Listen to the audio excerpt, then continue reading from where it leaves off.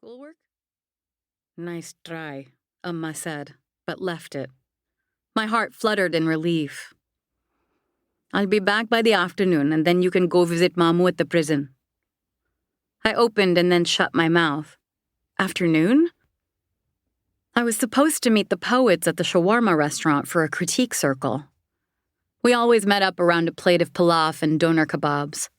This would be the third time I'd be blowing it off, in a row. Can you come earlier? I asked. I'm finalizing a client's menu for a small wedding, and then I have a delivery up north, she explained. Why? Well, I fumbled for an excuse, desperate to see the poets. What do I do with the goat while you're gone? She whacked me again. Oh, the goat isn't bothering you. Ignore it. We'll fatten it up and have the butcher slaughter it in a few days. But...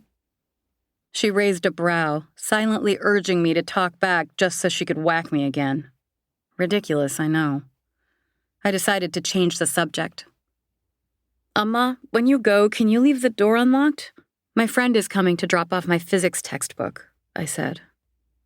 Amma nodded and popped a piece of fried dough in her mouth, pecked my forehead, and left. I glanced at my notebook, my heart sinking. I recalled a time when this wasn't the case, when Amma didn't mind if I escaped with the poets. That was before Mama went to prison. Now she despised our poetry. Maybe this was a sign. All morning I'd had a bad feeling strangling my chest. It happened on the days I was supposed to visit my uncle. Today, after morning prayer, when I sat down to revise my verse, my mind was a blank wall, the well of inspiration all but dried out. After flicking a match and lighting the stove again to fry another round of desserts, my sister sniffed her way into the kitchen. You're still here? I wiped my floured hands on my apron. I burned the dough because of the freaking goat. What about the other poets? My stomach lurched as I filled the piping bag. If I go, who's going to finish the client's order? Zainab had the audacity to shrug. You should have left when you had the chance. Did Amma even ask you for help? I told her I couldn't. Zainab began stuffing her face with the orange goodness. I have a law school event that I'm prepping for tonight. Next time, just tell Amma about your plans. Easy for you to say. I fought the urge to roll my eyes. At every turn, Zainab's studies were a proffered excuse. Amma ate it up. Zainab was out there fulfilling brown pedigrees by applying to law schools. But Zainab was good at that, saying no. As the oldest, she'd had more practice with being firm with what she wanted.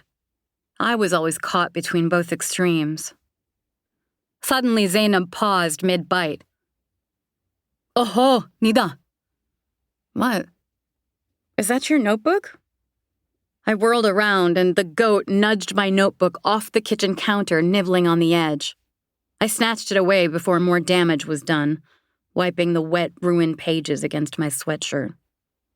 My poetry letters were damp, the same ones I was supposed to work on for my performance next week at the Poets Block. I guess that's a sign from God, Zainab said. Of what? My sister nodded her chin at the half-chewed notebook. You blew off the poets. I guess the evil eye was the goat all along.